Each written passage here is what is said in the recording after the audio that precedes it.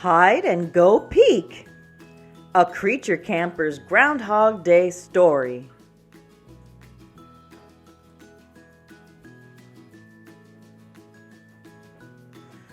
"Gather round, campers," said Furrow Grumplestick, Camp Moonlight's camp director.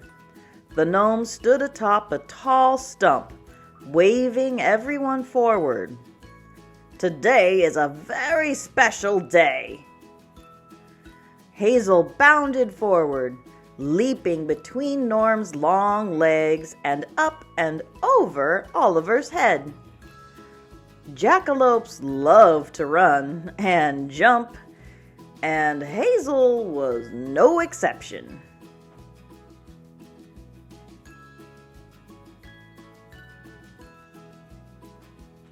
"A special day? I love special days. Is it my birthday? Is it your birthday? Is it Halloween?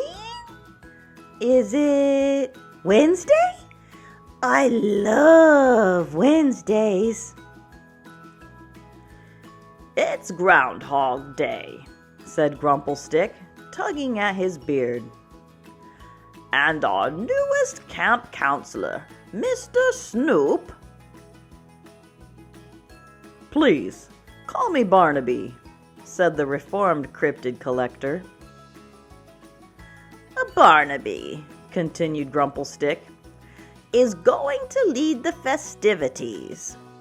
Today, Phil the Groundhog will let us know if it is time to plant our bloggleberry bushes, the bushes that grow the main ingredient in berry casserole, or if we should wait 6 weeks.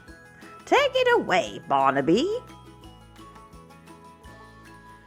Norm rubbed his belly. "I wish those blargleberries were already ripe. I'd make a berry casserole and eat the whole thing."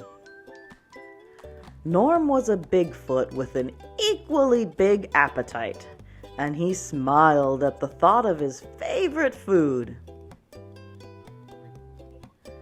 Xenomorph, an extraterrestrial counselor at Camp Moonlight, blew a long note on her flugelhorn.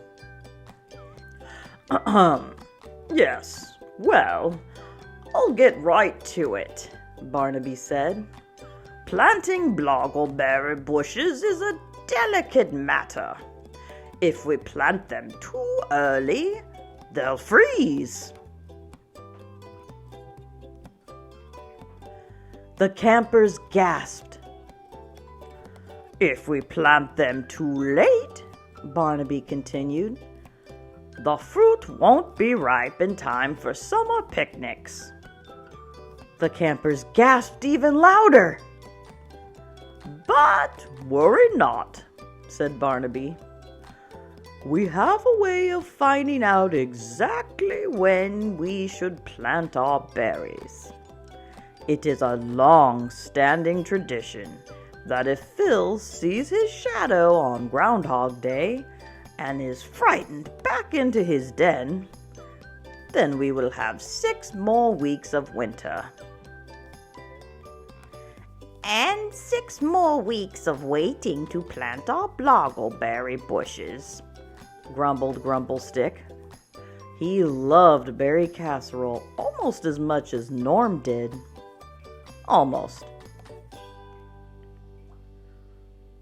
"But if he does not see his shadow," Barnaby continued, "then spring will come right on time."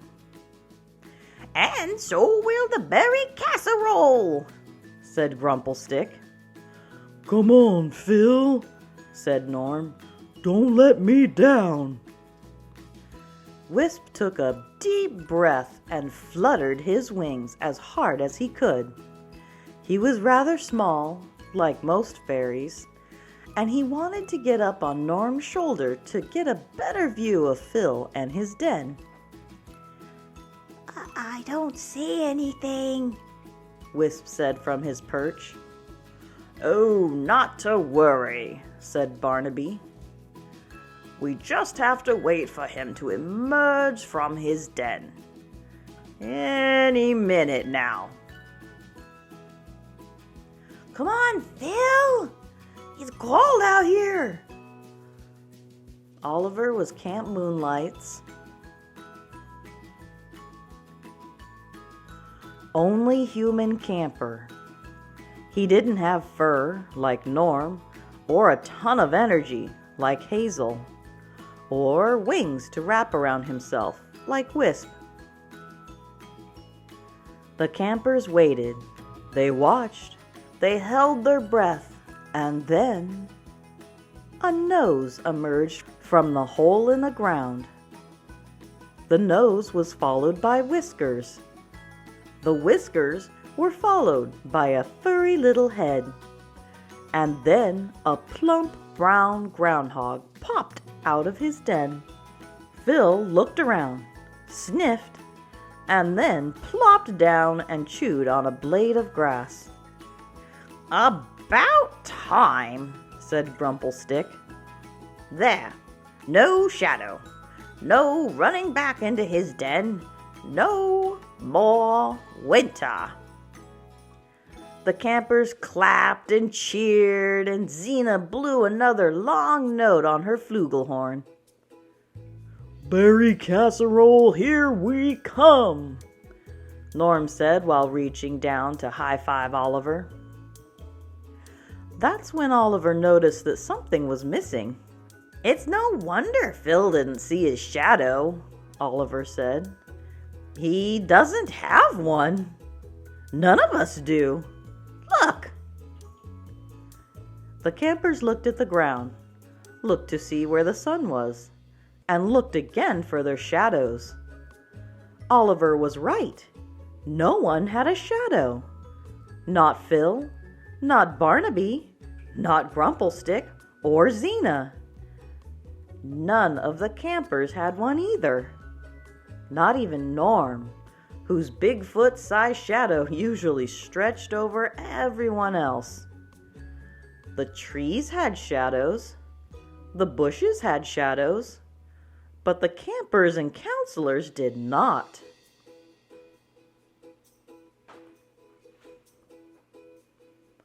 Without a shadow, there's no way to know if Phil would have seen his or not, cried Barnaby. And if we don't know if Phil would have seen it or not, we don't know if we can plant those berries today, said Grumplestick. Xena blew another long note on her flugelhorn. Would you stop that? Grumplestick said, shoving his hat into the horn's open end. The thought of having to wait to plant the berry bushes was making him even grumpier than usual.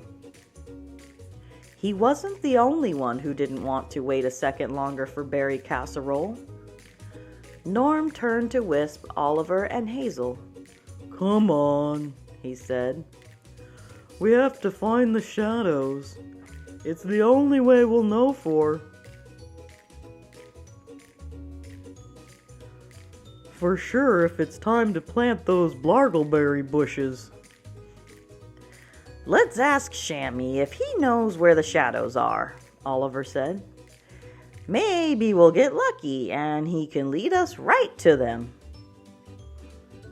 But how are we going to track down Shammy? Norm asked. Leprechauns aren't easy to find. Don't worry, said Oliver. I have an idea. He bent down and searched the grass around his feet. We just have to find... Aha! He spotted a 4-leaf clover. The biggest leaf is pointing this way. So that's where he'll be, Oliver said, looking toward the woods. Are you sure? Wisp asked. I've been studying my clover, dandelion, and grass types, Oliver said. the biggest clover leaf grows in the direction of the luckiest thing around. Shammy is the luckiest guy on earth. If anyone could give the creature campers a bit of luck, it would be Shammy. They headed off in the direction the clover had shown them and found him playing cards with the unicorns. 5 horseshoes, Sammy said, placing his cards on the table. Looks like I win again. That's it, said a frustrated unicorn as he threw down his cards. I quit. Oh, hey, campers, Shammy said, waving. Want to play Go Fish? No thanks, Shammy, Oliver said. We're looking for our shadows. Have you seen them?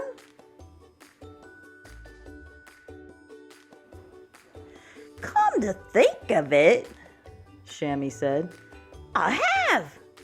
They were with Phil the groundhog shadow. They went that way. He pointed in the direction of the obstacle course. Of doom.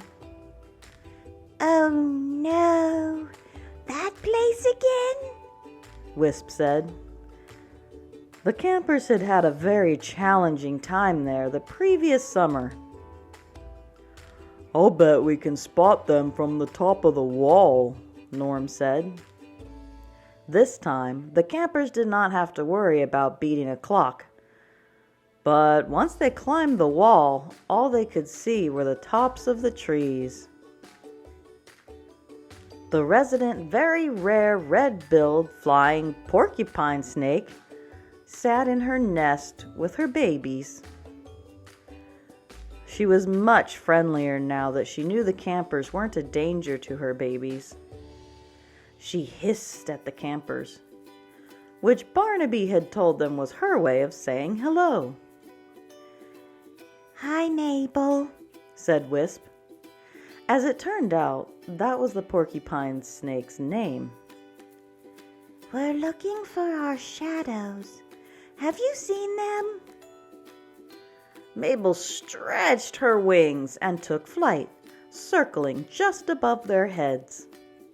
Wisp flapped his wings as hard as he could and managed to fly just as high as the porcupine snake. Mabel pointed her red bill beyond the treetops in the direction of the swamp, then swooped back down to her nest. Thanks, Mabel, said Wisp. He landed on the top of the wall and took a deep breath, tired out from flying. Mabel says they went to the swamp. I wonder if our shadows went to see that old bullfrog. The campers waved goodbye to Mabel. Then they climbed back down the wall and marched straight to the swamp. The great big green bullfrog sat on his log right in the middle of the water. "Ribbit," he said when he saw the creature campers. He opened his mouth wide and snatched a fly out of the air with his long tongue. Hello again, Mr. Bullfrog, Wisp said. We're looking for our shadows. Have you seen them? The bullfrog let out another giant croak. And then his shadow leapt right on top of Oliver's head and down the trail that led toward Shadow Lake. Too bad it's not Bullfrog Day, Oliver said. Why does it have to be Groundhog who sees his shadow? Of course, Norm cried, smacking himself in the forehead. Where else would shadows go? Shadow Lake. Norm led them down the trail, but when they reached the lake, they stopped short. Where are all the boats? Asked Oliver. Norm peered across the lake and pointed to the island in the middle. Our shadows must have rode them out there, Norm said. How are we supposed to get them back now? I know, said Hazel. Remember that time we met that friendly lake creature and she was stuck in a net and we helped her get free and she was happy and nice and we became best friends forever? Yes, said Norm. Well, I bet she'll help us, said Hazel. She raced up and down the shore, calling out, "Oh, lake creature! Hey, here, a lakey lake creature!" The water began to ripple, then bubble. Finally, a giant green, scaly creature emerged from the lake. "Lake creature!" Hazel said. "Hi, how are you? Did you miss us? We missed you. We're looking for our shadows. Have you seen them? We think they're on that island, but we don't have any boats. Will you?" The lake creature plucked Hazel off the shore and dropped her onto its back. "Yeah, help us?" Hazel finished. The lake creature stretched out her long fins, blew 2 jets of water out of her nose, and purred. "Guys, she'll help us," Hazel said, holding on to the creature's neck. "She says, anything for my BFFs." The lake creature motioned with her long beak for Norm, Wisp, and Oliver to climb on. Then she was off, racing across the lake and toward the island. "Woohoo!" Hazel hollered. When the creature campers reached the tiny island in the middle of the lake, they heard something unexpected. "Is that music?" Wisp asked. "I hear it too," Oliver replied. "It sounds like it's coming from those trees over there." The campers walked into the woods and saw a group of dark shapes moving to the beat of the music. The shadows were having a party. Even the bullfrog's shadow had joined in the fun. "I have a plan," Norm said. "Instead of trying to bring Phil's shadow back to him, let's bring Phil to his shadow." The creature campers had earned their canoe badges already, and Norm was the best rower of them all. With his long arms and strong muscles, he was able to quickly row them back to Camp Moonlight in a canoe borrowed from the partying shadows. They gathered Grumplestick, Xena, and Barnaby and told them where the shadows were. "Be a good sport and help me put this blindfold on Phil, would you, Hazel?" Barnaby said to the jackalope. Hazel carefully tied the folded bandana around the nervous little groundhog's head. "Just wait until you see the surprise we have for you," she told Phil. When they got back to the island, the shadows were still having a grand time dancing and making shadow puppets. They were having such a good time that they didn't even notice when the Camp Moonlight campers and staff arrived. "All right, shadows," Grumplestick said in his loudest camp director voice. "Find your partners. Time to get back to work." One by one, the shadows reluctantly stretched across the island and found someone to attach to. "That's odd," Xena said, looking at the shadow connected to her feet. "I don't remember having antlers." "And since when do I have wings?" Grumplestick asked. "My shadow is awfully short for a Bigfoot," Norm said. "Oh dear," said Barnaby. The shadows have mixed themselves up." While everyone was busy sorting out their shadows, Phil pulled off his blindfold. "Is it time for my surprise?" he asked. "Great goblins," Barnaby said. "You can talk?" Phil shrugged. "I'm a groundhog, not a tree stump. Now, about that Ah! Phil's shadow stretched way out behind him like a giant tail. Phil leapt away from the Bigfoot's shadow, and his own shadow took its place. He jumped into a canoe and paddled as fast as he could, which wasn't very fast, for Camp Moonlight and the safety of his den. "Well, looks like he saw his shadow," grumbled Grumplestick. 6 more weeks of winter. 6 more weeks of waiting to plant those bloggleberries." Well, technically, he saw Norm's shadow, Oliver said. Not his shadow. Excellent point, said Barnaby. And since I'm in charge of this year's Groundhog Day celebration, I declare only 3 more weeks of winter. Spring will be here precisely when it should be. Everyone cheered, even the shadows, who found their proper places. Xena blew Grumplestick's hat right out of her flugelhorn as Phil the groundhog, who was now back in his den, nestled into his bed for a little 3-week nap.